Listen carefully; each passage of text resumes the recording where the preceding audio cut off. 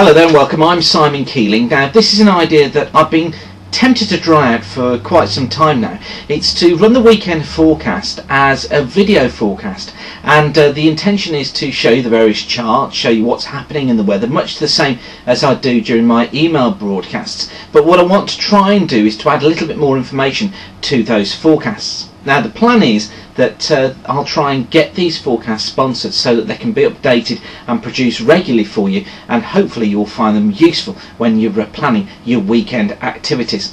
So let's take a look at the forecast for this weekend, and this forecast has been issued on Wednesday the 15th of January. Okay, so things do look as if they are going to be turning unsettled again as we go through the weekend. The charts for Saturday show fronts lying through Ireland and through North Wales, running down through the northern parts of the Midlands as well. I think that area is particularly susceptible to some pretty heavy bursts of rain during the course of Saturday. There'll be a further series of fronts that will be moving into the southern parts of England as well in the day, and quite breezy through the Channel too. I think the winds through the English Channel typically are southwesterly at around 25 to 30 knots. That's a force 6, but you could find some gusts up to 35 knots, perhaps touching force 7 to force 8 during the course of the day. Through the Bristol Channel, southwesterlies at 20 to 25 knots, that's force 6. I think further inland though, things much lighter, and also through Wales, southwesterlies 10 to 15 knots, that's a force 4.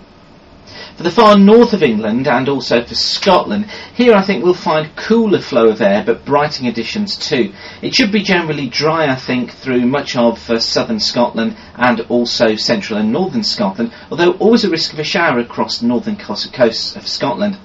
I think that front to the south will edge its way northwards during the day, so that it'll be through Northern Ireland and Northern England by the time we get through towards the end of the day, bringing some rather hefty bursts of rain there then.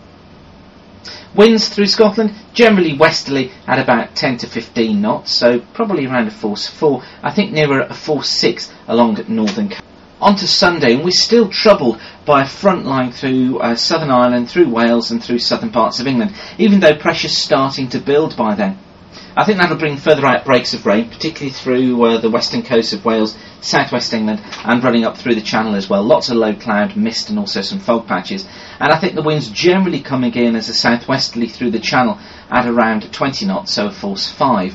I think through the Bristol Channel southwesterly, probably at about 15 to 20 knots, so force 4 to 5. And through the Irish Sea southwesterlies at about 12 to 15 knots, so force 5 to force 4 to a local force 5. Now a further front lies through Scotland as well. Again, it's transversing west to east, so I think we'll find further cloud and some outbreaks of light rain there, but the wind's much lighter. Some showers around the northern coasts of Scotland, one or two of those turning wintry. The winds generally around the Scottish coast, though, coming in from the west, light at about 8 to 12 knots, so that's a force 3. A little bit stronger around northern coast though, westerlies there at around 15 to 20 knots, so force 5 to force 6. Overall though, best of the weather probably through Scotland during the course of the weekend, and also the lightest winds there, the strongest winds running up through the Channel, Wales and also the Bristol Channel.